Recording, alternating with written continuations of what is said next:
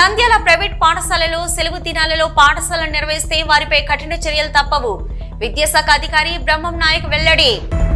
నంద్యాలలో ప్రైవేట్ పాఠశాల యాజమాన్యం వారు ప్రభుత్వ ఆదేశాల మేరకు ఒంటిపూట బడులను కూడా మార్చి 15వ తేదీ నుంచి విద్యార్థులకు ఇవ్వడం జరిగింది.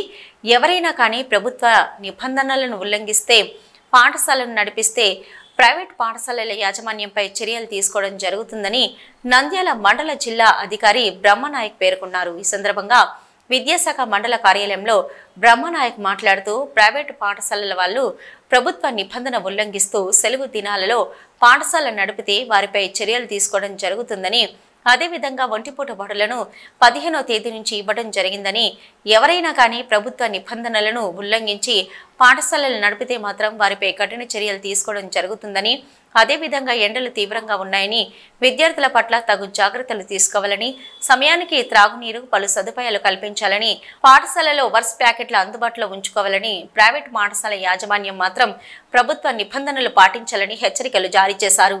సెలవు దినాలలో దయచేసి ఏ ప్రైవేట్ పాఠశాలకు కూడా తరగతులు నిర్వహించకూడదని చెప్పి మీకు నేను మనవి చేసుకుంటున్నాను. కాబట్టి ఏ పాఠశాలకు ఇది గౌరవించి ప్రతి ఒక్కరు కూడా పిల్లలను అనవసరంగా సెలవు దినాలలో, రేపు ఆదివారం వస్తుంది, ఆదివారం పూట లేనిపోని క్లాసులు నిర్వహించి పిల్లలను ఇబ్బందులు పాలు చేయకండి. ఏదైనా చదువుకోవాలంటే ఇంటి దగ్గర చదువుకోమని మీరు తెలియజేయండి. హోంవర్క్ చేయండి. బెస్ట్ 10th క్లాస్ పిల్లలు ఉన్నారు, ఆటోమేటిక్గా వాళ్ళందరూ కూడా బాగా చదువుకుంటారు, ఇబ్బంది ఏం లేదు. కాబట్టి తల్లిదండ్రులు కూడా అపోహపడకుండా మా పిల్లవాడు స్కూల్లో ఉంటేనే బాగుంటాడు అనేటువంటి తత్వం మాని ఇంటి దగ్గర బాగా చదివించుకోండి.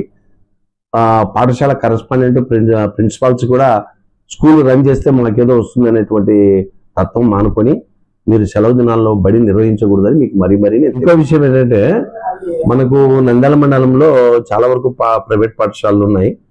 ప్రైవేట్ పాఠశాలలకు నేను తెలియజేసేది ఏంటంటే, ఇంకో విషయము, మీరు ఈ నెల ఆఖరి వరకు పెడుతున్నారని మాకు న్యూస్ వచ్చింది. పిల్లల తల్లిదండ్రులు వాళ్ళందరూ కూడా 2 పూట్ల అట్లా నిర్వహించకూడదు.